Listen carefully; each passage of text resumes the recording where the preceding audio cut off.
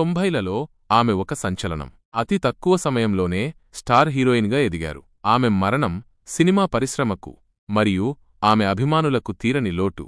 ఆమె 1993 ఏప్రిల్ 5న ముంబైలోని తన అపార్ట్మెంట్ నుండి పడిపోవడం నిజంగా దురదృష్టకరం. పోలీసులు దానిని ప్రమాదవశాత్తు జరిగిన మరణంగా నిర్ధారించినప్పటికీ అనేక ఊహాగానాలు మరియు అనుమానాలు ఇప్పటికీ కొనసాగుతున్నాయి. కొందరు అది ఆత్మహత్య అని, మరికొందరు హత్య అని, ఇంకొందరు మద్యం మత్తులో జరిగిందని నమ్ముతారు. అయితే అధికారికంగా మాత్రం అది ఒక ప్రమాదం.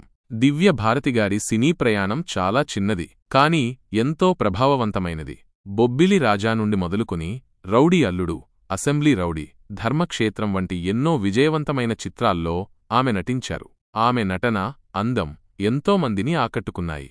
ఆమె నిర్మాత సాజిద్ నడియాడ్వాలను వివాహం చేసుకోవడం, ఆ తరువాత కొద్దికాలానికే ఆమె మరణించడం మరింత విషాదకరం. ఆమె మరణం వెనుక ఉన్న నిజం ఎప్పటికీ ఒక రహస్యంగానే ఉండిపోవచ్చు. దివ్య భారతిగారు తన చిన్న వయసులోనే సాధించిన విజయం అసామాన్యం.